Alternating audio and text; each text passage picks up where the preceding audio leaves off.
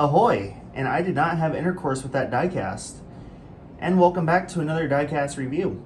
And this is of Helio Castroneves' 2022 Sirius XM AutoNation Meyer-Shank Racing Honda Dallara IR18 with Firestone tires and fueled by Speedway.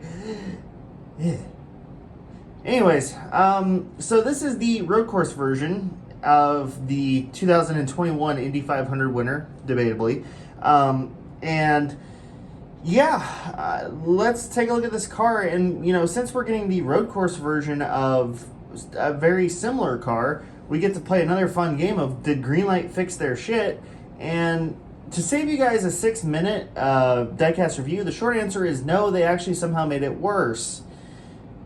Now you have the enticement to watch the rest of the 6-minute diecast review. And excuse any crumbs on the table, there's still Dollar Tree special splattered everywhere. I highly recommend you go watch that video. It's not racing related, but it's something a little different and it's fun. So anyways, let's look at the box. I'm not going to showcase, well, I will showcase the front of the box. A standard Greenlight box. Here's the quote for those of you who want to read the quote, and nice splash. So let's take a look at the diecast here. Literally, it's almost the same livery. There's a slight difference, i.e. this little design here on the nose and the white stripe running to the back. Otherwise, it's the same, just different different wings on the car. So let's take a look at the diecast itself, and starting off at the usual front end of the car, of course. We have Sirius XM across the main plane with no sponsors or additional color variations or anything like that on the front wing elements. It's just black. And going up the nose, of course, we have Meyer-Shank Racing, and we have also Dallara Honda, the NTT IndyCar Series, only by Verizon. Or wait, something like that. Or what would Lee Diffie say? Anyways, Drive Pink, AutoNation, and the number 06 instead of the 60. Again, the biggest differences between this one and the 2021 winner, which I just so happen to have right here, is, well, the main plane is black now. We also have this, I mentioned that little weird design on the nose and the white striping going down. You know, we don't have that pink stuff on the shock cover that was completely inaccurate in the first place on the 2021 winner. Also, you have Arctic Wolf as a sponsor on this car, but otherwise, there's your little comparison, at least to the noses. I still like the pink and black. I just wish Greenlight did it better. For some reason, the decaling is a little bit weird. You can see there's a little black line through the number 06. Okay, camera doesn't like that being close, but yeah, there's that little black line there. Yeah, that exists. Anyways, on the front wing end plate, it's now pink, and we get AutoNation. And there's our first Arctic Wolf logo. The first of many, might I add. I don't know what Arctic Wolf is. Someone please let me know. Sirius XM, AutoNation, Honda, and then NTT IndyCar Series. And of course, PPG there at the end. Or, excuse me. PPG there at the end. To showcase once again who is the Aeroscreen Manufacturer of the Year 3 years in a row. And then you have the Arctic Wolf logo there on top of the mirrors, and then AutoNation on the sides of the mirrors. Black rims, black suspension, nothing too out of the ordinary. And of course, you got your IndyCar Tire Manufacturer of the Year 20 years running, i.e. Firestone. But they're not Firehawks anymore. And then, of course, on the top of the side pod, we have AutoNation, and then we have Sirius XM here. It looks weird not seeing Listen Free through June 8th on the side. It's just Sirius XM. The number 06 here on the roll hoop, as per expected. Unlike the Indy 500 winner, we do have an all-black camera pod versus the black and pink of the 500 winner. I can't say last year. But then we have Castroneves, AutoNation here, and then of course Speedway gas station that is now officially gone and forgotten. It's now Shell V-Power Nitro Plus. Now, yes, I'm doing a callback to when other people did diecast reviews and it wasn't just me. Anyways, on the little fin here, we have AutoNation, which I do like it when they do put little sponsors there. It just looks nice. And, oh boy, that Honda logo looks a little stretched. I mean, it's powered by Honda, but god damn, that looks stretched. On the engine cover, we have Arctic Wolf and Liberty something. I am surprised he is not sponsored by Busch Light. Here on the flick, we have Drive Pink and Sirius XM, and oh, look at that. We have some paint chipping straight from the factory. See, I get enough paint chipping on these cars on my own, particularly the experimental ones, but come on, Greenlight, you don't need to do it for me. AutoNation Sirius XM, cap fixtures, and of course the NTTP1 pull award. You can see the under tray is the same as it has been. It has that annoying hole still there. Yeah, that's still a thing. And if you remember back to my Indy 500 winner review from last year, you will remember back to me complaining about the black not being existent on the inside of the flick. And guess what? Did Greenlight fix their shit? No, they did not. It's still inaccurate. Good job, Greenlight. Now we're going to go to the thing that really pisses me off. It's missing some decaling back here. So there should be a black and white decal that runs literally right along here on the end fence of the rear wing. As you can see, there is no black and white striping that runs on the end fence of the rear wing. Goddamn Greenlight.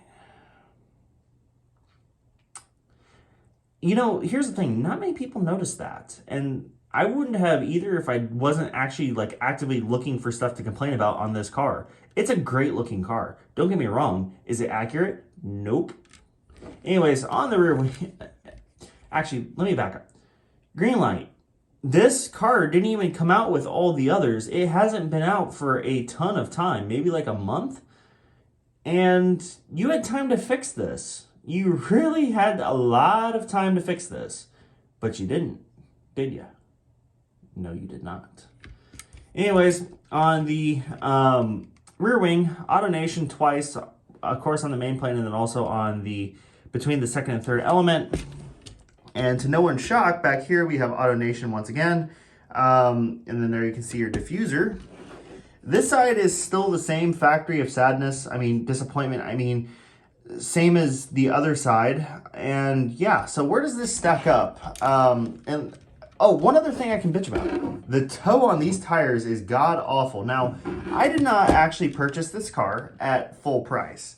I purchased it for $39.99 from Replicars because they're, you know, Mark over at Replicars is going batshit crazy once again and slashing prices to wholesale. So I did pick it up over there. Now, with that said, Tom, my amazing friend at Gutswear, do not feel bad. It's just that's the only way I was going to buy this car. And thus, that's why I did buy this car. Also because I wanted to review it and show you guys that Greenlight still has not fixed their shit. Now, we can compare it to the Indy 500 winner of last year, and we can actually pick up the ever so high-tech camera and show you that it is essentially the same car. Again, there's some subtle differences like the addition of Arctic Wolf and then this little thingy here at the nose and then the white pinstripe. And of course, the different aero kit. I'm still pissed about these, by the way. This here is the thing that really ticks me off the most about this car. And I'm still bitching about it a year and a bit later. But they did do away with that on this one. Oh, and one thing I want to note is, and this is actually a callback to last year's review of the Indy 500 winner. They actually changed the 06, which direction the 06 is facing. So they actually got it right this time. Good job, Greenlight. You actually fixed one thing. And that's it. Oh, and hey, I did get this one signed. The only autograph I get a year is the Indy 500 winner because, you know, that's all that matters. I don't even get the championship cars signed. But, no, this car here, it's a little bit disappointing. Definitely the rear wing kills it for me. And honestly, like, it's not even a thing that, like, bothers me aesthetically. Like, if the real life car would have ran without that little design feature, I would have been fine. I would have been happy as can be because it really did not, like, it's something I didn't even notice was there until I looked at the difference between the diecast and the real car. But it is there on the real car. It was there all season. It's not like it was a late season edition. So Greenlight, once again, you disappoint me. Now, it's a decent looking car. There is some quality control issues, especially with that paint chipping on the flick, and of course, the design issues. Is it a okay car? Yeah, it's an okay car. Is it worth 70 bucks or 80 bucks or whatever they're going for now? No. Is it worth 40? Yeah, I'd say 40 would be justifiable, but full price, absolutely not. Now, we are getting a Simon Pagino car next year, which I'm excited for because I get to have the Meyershank twin set next to each other for the first time. We're also getting a Helio car again next year because, of course, and that one's going to be on the oval car, so get ready for literally the same exact car that we got last year, but next year's won't do anything because we're now seeing 2017 Helio again. Yeah, so that's kind of where I stand on this car. Out of 10, it's a 6 out of 10. Honestly, it's a great looking car. Once again, the livery kind of makes up for the bad replication of what it's trying to be. But yeah, so that's it for this diecast review, guys. I hope you enjoyed it as per usual, and we will be back next time. Next time is probably going to be a Danica Patrick review. Little Miss Hate herself. Oh boy. So yeah. I think I need to like come up with a giveaway or something for that Danica review. Like come up with like a trivia question, like what's Danica? Take your best guess at Danica Patrick's body count in IndyCar. Ooh, that's rough. Anyways, that's it for this review, guys. Thank you so much for watching. And this video was, of course, by the way, I got to get my shameless sponsor plug. It was brought to you by Toast-'em Pop-Ups. For those of you who can't afford a natural Pop-Tart, get Toast-'ems. Available at your local Dollar Tree. Anyways, thanks for watching, guys. And as always, peace out.